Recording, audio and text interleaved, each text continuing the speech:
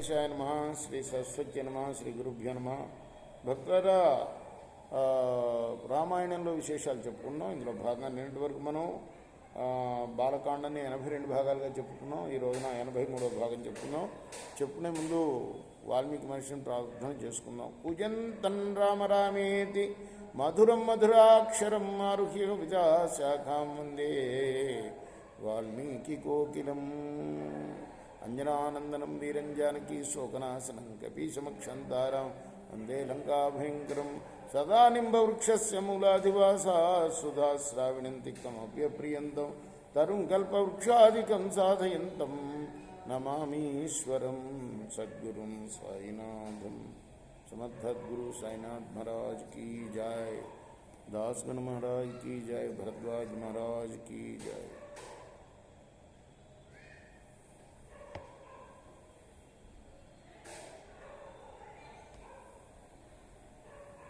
అంత గొప్ప కీర్తి గల విశ్వామిత్రుడు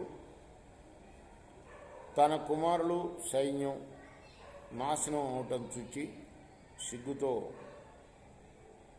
చింతిల్లాడు.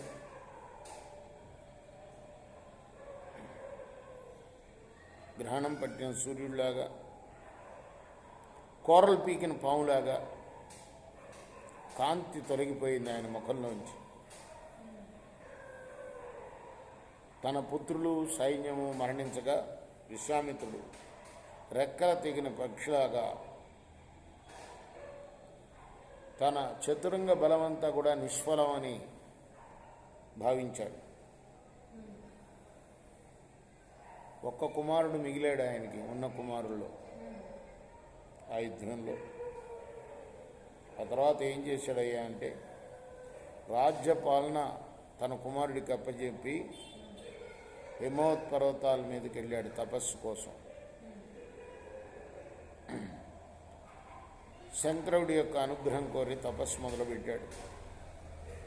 కొంతకాలం తర్వాత శంకరుడు ప్రత్యక్షమయ్యాడు. ఆయన ఏమిటి నీ కోరిక అన్నాడు. అప్పుడు శంకర, నువ్వు గనక నా తపస్సుకు పరితిష్ఠుడు అయితే అంగాలు ఉపాంగాలు ఉపనిషత్తులు రహస్యాలతో కూడిన ధనుర్వేదాన్ని నాకివు. దేవదానవ మహర్షి గంధర్వ యక్ష రాక్షసుల దగ్గర ఏ అస్త్రాలున్నాయో అవన్నీ నాకు తెలిసేటట్టుగా చెయ్యి. ఇది అడిగాడు వరం. అలా వరం పొందాడు శంకరుడి దగ్గర. ఇక గర్వంతో పొంగిపోయాడు.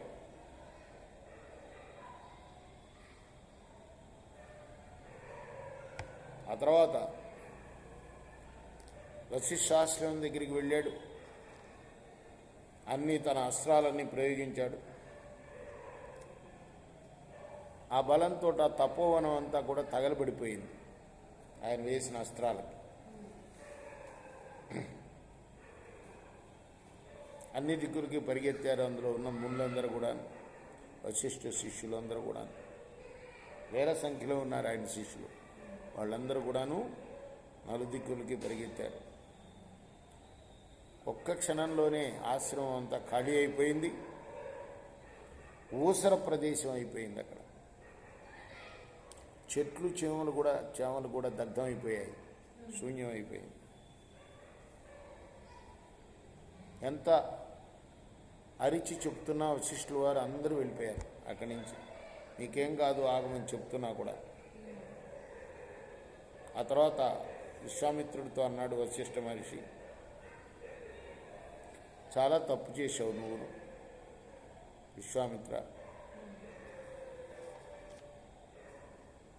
అని కాలాగ్నిలాగా తన బ్రహ్మదండాన్ని ఎత్తి పట్టుకున్నాడు.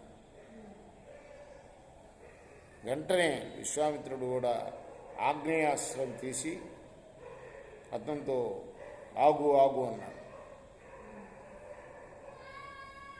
అప్పుడు వశిష్ఠుడు క్షత్రియాధముడైన ఓ విశ్వామిత్ర,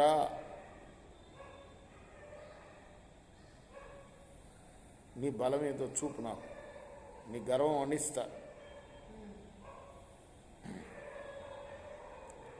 నీ క్షత్రియ బలం ఎక్కడ, ఉత్కృష్టమైన బ్రహ్మబలం ఎక్కడ, ఇది నా బ్రహ్మదండం చూడు అని. అయితే విశ్వామిత్రుడి చేత ప్రయోగింపబడిన ఘోరమైన ఆగ్నేయాస్త్రం అగ్నివేగం నీటితో చల్లారినట్టుగా బ్రహ్మదండంతో శాంతించింది. చూసారా? అదే రామా, ఇదంతా ఆయన చెప్తున్నాడు. ఎవరు? గౌతముని కొడుకు, జనకుడి పురోహితుడు. అప్పుడు అనేక అస్త్రాలన్నింటినీ వేశాడు శిష్యుడి పైన. తాని సర్వాణి దండేన గ్రసతి బ్రహ్మణస్వత. ఒక్క బ్రహ్మదండమే మింగేసింది అన్ని అస్త్రాలు. ఆ తర్వాత బ్రహ్మాస్త్రం వేశాడు విశ్వామిత్రుడు ఆయన మీద.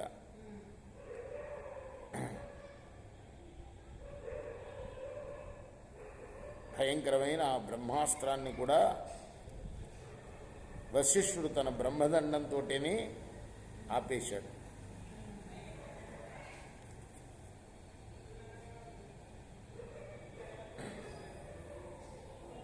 అప్పుడు వశిష్ఠుడు మండిపోతున్నాడు. ఇక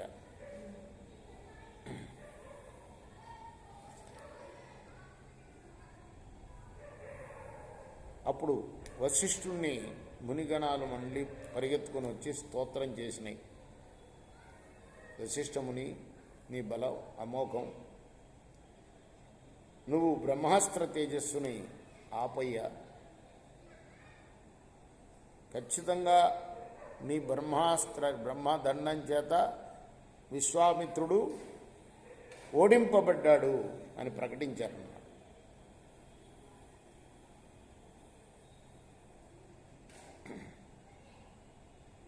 ఆ తర్వాత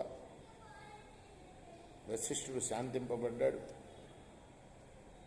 వశిష్ఠుడి చేత ఓడింపబడ్డ విశ్వామిత్రుడు, ఛీ, ఈ క్షత్రియ బలం క్షుద్రమైంది, బ్రహ్మ తేజస్సు బలమే ఎక్కువ అని భావించి